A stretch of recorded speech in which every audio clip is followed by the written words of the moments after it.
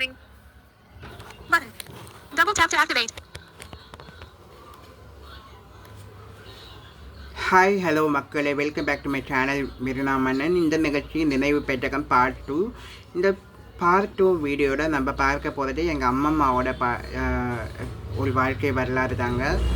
So எங்கள் அம்மம்மா நம்ம Tamil Nadu iron lady of Tamil Nadu சொன்னாலே ஜெயலலிதா அம்மா தான் ஞாபகம் வருவாங்க. அந்த மாதிரி எங்கள் ஏரியாவில் ஒரு அயன் லேடி ஆஃப் பர்சனாக இருந்தாங்க அப்படின்னா எங்கள் பாட்டி அம்மம்மா, எங்கள் அம்மாவோட அம்மா ஜெகதீஸ்வரி பாட்டி.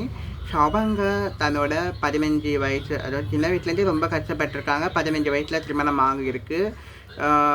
கணவரோட பெருசாக ஒத்துழைப்பு, பெருசாக வருமானம் இல்லைனாலும் ஆனால் அதை வந்து பெருசாக பொருட்படுத்தாமல் தன்னோட சொந்த உழைப்பில் என்னென்ன விஷயம்லாம் பண்ண முடியுமோ அதை பண்ணி பிள்ளைங்களை, அதாவது அவங்களுக்கு வந்து மொத்தம் 11 பிள்ளைங்களில் ஒரு 3 பிள்ளைங்க வந்து தவறிடுறாங்க. மிச்சம் 7 பெண் பிள்ளைகள், ஒரு ஆண் குழந்தை. அந்த 8 பிள்ளைங்களை வளர்த்து அவங்களுக்கு தேவையான விஷயங்களெல்லாம் செஞ்சு தன்னுடைய வாழ்க்கை இறுதி வரைக்கும் ஒரு என்ன சொல்கிறது, பெருசாக அவங்களுக்குன்னு வந்து பெருசாக வந்து இது பண்ணிக்க மாட்டாங்க. பார்த்து செலவு பண்ணுவாங்க. என்ன சொல்கிறது, ஆரம்ப கட்டத்தில் வந்து பூ கட்டி விற்கிறது, அப்புறம் இலை தச்சு விற்கிறது, அதுக்கப்புறம் வந்து கட்டி விற்கிறது, அதுக்கப்புறம் சாணி வந்து விரட்டி தட்டி விற்பாங்க. அந்த விரட்டி தட்டி விற்கிறது, பால் கறந்து விற்கிறது, தயிர் உரம் ஊற்றி விற்கிறது, மோர் விற்கிறது, இந்த மாதிரி விஷயங்கள் பண்ணுங்க. அதுக்கப்புறம் அரிசி வாங்கி விற்கிறது. அதுக்கப்புறம் வந்து சம் அமௌண்ட் வந்து ஃபினான்ஸ்க்கும் கொடுப்பாங்க. இந்த காலத்தில் வந்து 100 ரூபா கொடுத்தா வந்து டெய்லிக்கு 3 ரூபா கட்டணும். அந்த மாதிரிலாம் இது பண்ணுவாங்க. சரி, அன்னன்னைக்கு டெய்லிக்கு வியாபாரம் பண்ணுறவங்க வாங்கிட்டு போயிட்டு ஸோ அந்த மாதிரி பண்ணுவாங்க. அது பண்ணுவாங்க. அதுக்கப்புறம் சீட்டு இது பண்ணுறது, புடவை பிஸ்னஸ்ஸு, அந்த மாதிரி நிறைய விஷயம் கொடுக்கிட்டே என்னென்ன வீட்டிலருந்தே யாருக்கிட்டேயும் வெளியில் போயிட்டு கேட்கக்கூடாது. யாருக்கிட்டேயும் கடன் வாங்க மாட்டாங்க. யாரும் வந்து இது மாதிரி இவங்க இவ்வளோ தரணும் அப்படின்னு சொன்னதே கிடையாது. இவங்கக்கிட்ட வந்து நிறைய பேர் காசு வாங்கிட்டு சில பேர் ஏமாற்றிருக்கவங்க இருக்காங்க. அதாவது 10 பேர் வாங்குறாங்க அப்படின்னா அதில் 2 பேர் அந்த மாதிரி இருப்பாங்க. அது மாதிரி ஒரு சில பேர் இருந்திருக்காங்க. ஸோ அதுவும் வந்து சம்டைம் கேட்டு வாங்கிடுவாங்க, எப்படினாச்சும் கேட்டு சண்டை போட்டு வாங்கிடுவாங்க. பட் கேட்க முடியாத பட்சத்தில் அதுவும் போனதும் இருக்குது, அந்த இழப்புகளும் இருக்குது.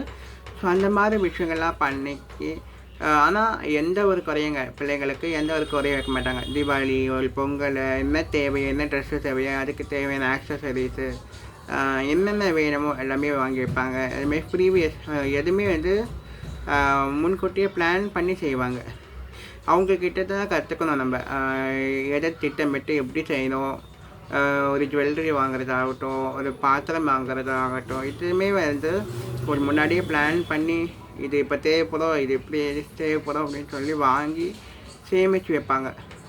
ஸோ அவங்களே தான் வந்து இந்த 7 பிள்ளைங்களுக்கும் வந்து கன்னியாதானமாக வந்து அவங்களே டவுரி, அந்தந்த காலகட்டத்துக்கு என்ன டவுரி கேட்குறாங்களோ அதெல்லாம் செஞ்சு அவங்க கல்யாணம்லாம் பண்ணி வச்சுருக்காங்க. அது மட்டும் அவங்க பிள்ளைங்களுக்கு மட்டும் இல்லாமல் பேரன் பேத்திங்களுக்கும் வந்து அவங்களுக்கு தேவையானதெல்லாம் செஞ்சுருக்காங்க. அந்த மாதிரி வெளியில் பார்க்கறதுக்கு பார்த்தீங்கன்னா ரொம்ப டெரராக இருப்பாங்க. அவங்கள பார்த்தாலே எல்லாருமே பயப்படுவாங்க. என்ன சொல்லுவாங்க, என்ன பேசுவாங்களோ, ஒரு டான் மாதிரி சவுண்டு விடுவாங்க. அவங்க என்ன சொல்லுவாங்க, இந்த டூல் படத்தில் சொல்லாக்கா இது பண்ணுவாங்களா, அந்த மாதிரி சத்தமாக தான் பேசுவாங்க. ஆனால் அவங்கள பார்த்தாலே எல்லாம் பயப்படுவாங்க. அவங்கள கண்டாலே ஒரு மரியாதை இருக்கும். அந்த பயம் கலந்து ஒரு மரியாதை சொல்லுவாங்களா, அதுவும் இருக்கும். அதேமாரி அந்த ஒரு 90s, 50s, 60s, 70s அந்த டைம்லலாம் வந்து இவங்கக்கிட்ட தான் வந்து மற்றவங்கலாம் வந்து பாத்திரம்லாம் வாங்கிட்டு போயிட்டு அவங்க வீட்டு விஷயத்துக்கெலாம் வந்து யூஸ் பண்ணிவிட்டு எடுத்துன்னு வந்து கொடுப்பாங்களா. ஒரு கல்யாணம் எதனா முக்கியமான முடிவுகள்லாம் வந்து இவங்கள கூப்பிட்டு தான் செய்வாங்க, கேட்டு தான் செய்வாங்க. ஒரு நாட்டாமை மாதிரி, ஒரு பஞ்சாயத்து தலைவர் மாதிரிலாம் கூட இருந்திருக்காங்க. ஒரு எதனா ஒரு பிரச்சனைனா போய் தீர்த்து வைக்கிறது, இவங்கள கூப்பிட்டு வச்சு தான் எல்லோரும் வந்து இது மாதிரி சொல்யூஷன்லாம் கேட்பாங்க. அந்த மாதிரிலாம் இருந்த எங்கள் பாட்டி. அதேமாரி வந்து ஒரு பக்கத்தில் இருக்க மீன் மார்க்கெட்டுக்கோ லோக்கலில் இருக்க கடைக்கெல்லாம் இவங்க போக மாட்டாங்க. அது வந்து பிள்ளைங்க மட்டும்தான் போவாங்க வருவாங்க. இவங்க வந்து மெயினாக ரொம்ப அதிகமாக பர்ச்சேஸ் பண்ணக்கூடிய விஷயங்கள் மட்டும்தான். ஹோல்சேல் ஷாப்புக்கு மட்டும் போவாங்க. அதுமாதிரி ஜுவல்லரி ஷாப்ஸுக்கு அண்ட் அதேமாதிரி வேறு என்ன சேவிங்ஸ் எதனா பண்ணணும் அப்படின்னாலும் அது மட்டும்தான் இவங்க போய் இன்வால்வ் ஆவாங்க. ஸோ மற்றபடிலாம் வெளியில் வெளிக்கும் போக மாட்டாங்க. அதுமாரி முக்கியமான ஃபங்க்ஷன்ஸ்லாம் மட்டும்தான் அட்டென்ட் பண்ணுவாங்க. எல்லாரும் ஃபங்க்ஷன்ஸுக்கும் போக மாட்டாங்க. ஒரு லிமிட்டட் விஷயத்த வேண்டும் மெயின்டைன் பண்ணுவாங்க. இதுதான் செய்யணும், இதை தான் செய்யக்கூடாது அப்படின்ற விஷயம்லாம் வந்து ஃபாலோ பண்ணுவாங்க. அதாவது நான் ஒரு தேர்ட் பர்சன் இருக்காங்க அப்படின்னா அவங்கள நம்ம இந்த லெவலில் தான் நம்ம வச்சுருக்கணும். இதுக்கு மேலே நம்ம வச்சுக்கிட்டோம்னா அது நம்மளுக்கு தான் பிரச்சனை அப்படின்ற மாதிரி. அதெல்லாம் சில விஷயங்கள்லாம் வந்து நம்மளே கற்றுக்க வேண்டிய விஷயங்கள். அண்ட் அதே மாதிரி வந்து விளக்கு வச்சா வந்து இந்த விஷயத்த வந்து கொடுக்கக்கூடாது, வாங்கக்கூடாது, இந்த விஷயத்த செய்யக்கூடாது, அந்த மாதிரி நிறைய விஷயம் ஃபாலோ பண்ணுவாங்க, குட்டி குட்டி விஷயங்கள். அதெல்லாம் தான் வந்து அவங்களுக்கு வந்து கடைசி காலம் வரைக்கும் வந்து ஒரு சேவிங்ஸ்ன்றது இருந்தது, அவங்க கையில் வந்து பணம்ன்றது இருந்தது. அந்த விஷயங்கள்லாம் வந்து நம்மளையுமே ஃபாலோ பண்ணாக்கா ரொம்பவே நல்லாயிருக்கும். அந்த மாதிரி விஷயங்கள் தான் எல்லாமே அவங்க பண்ணுவாங்க. கடைசி இறந்த பிறக்கும் வந்து அவங்கக்கிட்ட வந்து கேஷ், அவங்களோட கேஷில் தான் அவங்களோட இறப்பு ஈமக்கடங்கள் சடங்குகள்லாம் வந்து நடந்தது. ஸோ அந்த அளவுக்கு ஒரு சேவிங்ஸு, டெடிக்கேஷனு, எல்லாருக்கும் சேர்த்து வைக்கணும், எல்லாருக்கும் தன்னோட பிள்ளைங்களுக்கு எடுத்து வைக்கணும் அப்படின்ற மாதிரி இருந்தாங்க. பட் அவங்க ப்ராப்பர்ட்டிஸ் எல்லாமே வாங்கினேன். பட் என்னென்னா ஒரே ப்ராப்பர்ட்டிஸாக அந்த மாதிரி வாங்கிட்டு தான் இருந்தாங்க. அந்தந்த பிள்ளைங்களுக்கு தனியாக எதுவும் பர்டிகுலராக எதுவும் இது பண்ணலை. பட் ஆனால் ப்ராப்பர்ட்டிஸ் வந்து இருக்குது.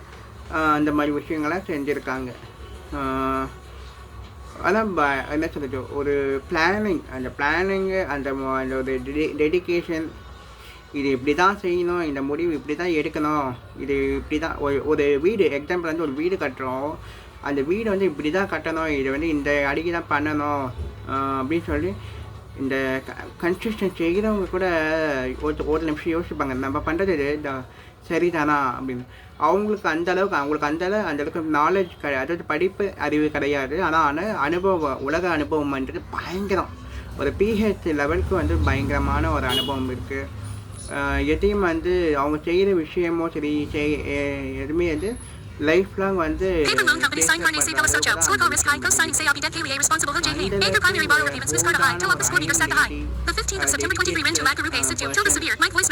வந்து இல்லை. ஸோ இப்போதைக்கு இல்லை. ஒரு 4 இயர்ஸ்க்கு முன்னாடி இறைவன் அடி சேர்ந்துட்டாங்க. ஸோ அவங்கள பற்றி நான் பேசுகிறது கொஞ்சம் ரொம்ப எமோஷ்னலாகவும் இருக்குது, ரொம்ப ஹாப்பியாகவும் இருக்குது.